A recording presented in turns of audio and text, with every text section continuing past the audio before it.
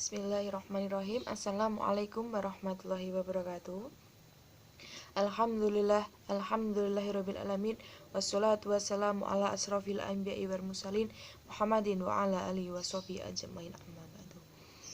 Pertama-tama marilah kita panjatkan puji syukur atas kehadirat Allah Subhanahu wa taala yang telah melimpahkan rahmat serta hidayahnya kepada kita semua sehingga kita masih dapat bersama meskipun tidak dalam satu tempat ya teman-teman, gak apa-apa. Tak lupa salam serta salawat kita curahkan kepada junjungan kita Nabi Agung Nabi Muhammad SAW yang telah membawa kita dari zaman jahiliyah hingga zaman Islamiyah seperti saat ini. Yang saya hormati Ibu Roza selaku dosen mata kuliah hukum pidana serta teman-teman semua yang saya hormati dan saya banggakan. Sebelumnya, perkenalkan, nama saya Okta Widianti dan rekan saya Yuli Fatmawati. Kami dari kelompok 2 Hukum Pidana akan mempresentasikan hasil diskusi kami, makalah kami.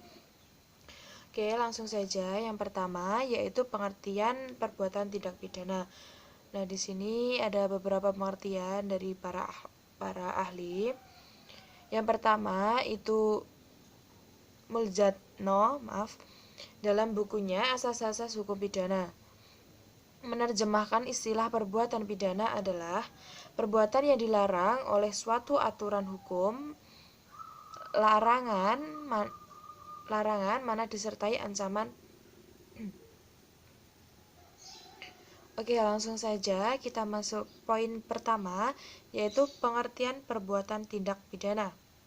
Nah, di sini ada menurut beberapa ahli. Yang pertama itu ada Muljanto dalam bukunya Asas-asas Hukum Pidana.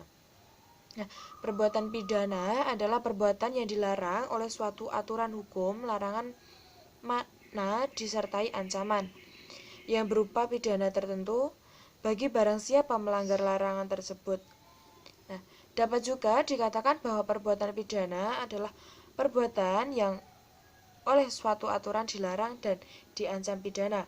Asal saja dalam pada itu diingat bahwa larangan ditunjukkan kepada perbuatan, yaitu suatu keadaan atau kejadian yang ditentukan oleh kelakuan orang.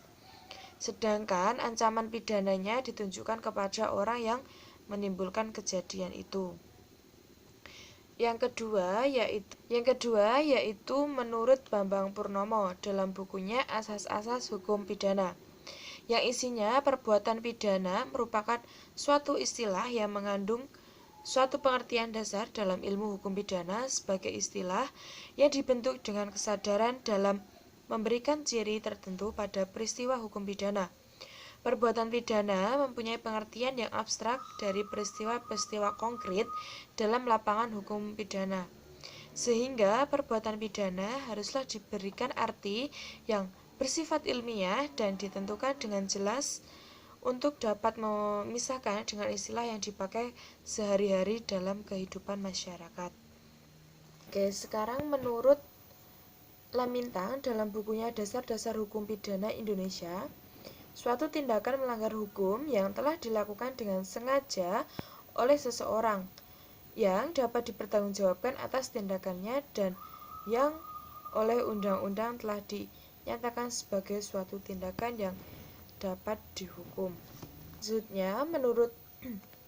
Selanjutnya menurut Wirjono Prajodikiro dalam bukunya Asas-asas Hukum Pidana di Indonesia, adalah suatu perbuatan yang pelakunya dapat dikenakan hukuman dan pelaku itu dapat dikatakan merupakan subjek tindak pidana. Nah, itu tadi beberapa pengertian menurut para ahli.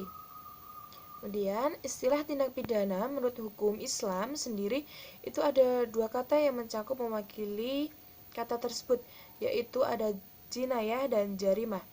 Jinayah menurut istilah adalah hasil perbuatan seseorang yang terbatas pada perbuatan yang dilarang, dan pada umumnya para fuqaha menggunakan istilah tersebut hanya untuk perbuatan-perbuatan yang mengancam keselamatan jiwa seperti pemukulan dan pembunuhan. Nah, sedangkan jarimah adalah perbuatan-perbuatan yang dilarang syara yang sanksinya dapat berubah hukuman had atau takzir. Suatu perbuatan dapat dinamai suatu jarimah atau tindak pidana, peristiwa pidana atau delik apabila perbuatan tersebut mengakibatkan kerugian bagi orang lain atau masyarakat, baik jasad, harta benda, keamanan, atau aturan masyarakat, nama baik, perasaan, atau hal-hal yang harus dipelihara dan dijunjung tinggi keberadaannya. Artinya, jarimah adalah dampak dari perilaku tersebut yang menyebabkan kepada pihak lain, baik berbentuk material ataupun berbentuk non-materi, atau gabungan non-fisik seperti ketenangan, keterentaman, harga diri, adat istiadat, dan sebagainya. Nah, jadi perbuatan pidana adalah perbuatan yang dilarang oleh suatu aturan hukum yang mana disertai ancaman atau sanksi yang berupa pidana tertentu bagi barang siapa melanggar larangan tersebut. Nah, dapat juga dikatakan bahwa perbuatan pidana adalah perbuatan yang oleh suatu aturan hukum dilarang dan diancam pidana. Asal saja pada itu diingat bahwa larangan ditunjukkan kepada perbuatan. Dapat juga dikatakan bahwa perbuatan pidana adalah perbuatan yang oleh suatu aturan hukum dilarang dan diancam pidana. Asal saja pada itu diingat bahwa larangan ditujukan kepada perbuatannya. Sedangkan ancaman pidananya ditunjukkan kepada orang yang menimbulkan kejadian itu. Baik, untuk poin yang kedua yaitu mengenai jenis-jenis tindak pidana. Menurut Andi Hamzah dalam bukunya yaitu yang berjudul Asas-asas Hukum Pidana, ada beberapa jenis tindak pidana atau delik, yaitu diantaranya sebagai berikut. Yang pertama yaitu delik kejahatan dan delik pelanggaran. Untuk yang kedua delik material dan delik formil. Untuk yang ketiga delik komisi dan delik omisi. Untuk yang keempat delik selesai dan delik berlanjut. Untuk yang kelima delik tunggal dan delik berangkai. Untuk yang keenam delik bersahaja dan delik berkualifikasi. Untuk yang ketujuh delik sengaja dan delik tidak sengaja. Untuk yang ke-8 delik politik dan delik umum atau komun. Untuk yang ke-9 yaitu delik propria dan delik komun. Adapun unsur-unsur dari suatu tindak pidana, menurut Leiden Marpeng dalam bukunya Hukum Pidana Bagian Khusus ada dua unsur yang membedakan, yaitu yang pertama unsur subjektif dan unsur objektif.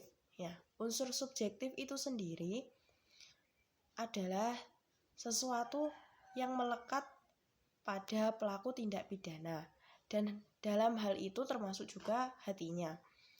Ada beberapa hal yang termasuk dalam unsur subjektif, yaitu yang pertama mengenai kesengajaan atau tidak kesengajaan. Untuk yang kedua maksud dari pelaku percobaan. Dan yang ketiga adalah merencanakan perbuatan, yaitu terkandung dalam pasal 340 KUHP. Yang kedua adalah unsur objektif. Unsur objektif itu sendiri adalah hubungan dengan keadaan tertentu di mana keadaan-keadaan tersebut sesuatu perbuatan telah dilakukan. Unsur-unsur dari suatu tindak pidana yang termasuk objektif yaitu pertama adalah sifat melawan hukum. Terdapat dalam pasal 338 KUHP. Dan kausalitas. Kausalitas itu sendiri adalah suatu tindakan sebagai penyebab dengan suatu kenyataan sebagai akibat. Sekian presentasi dari kelompok kami, kurang lebihnya mohon maaf. Wassalamualaikum warahmatullahi wabarakatuh.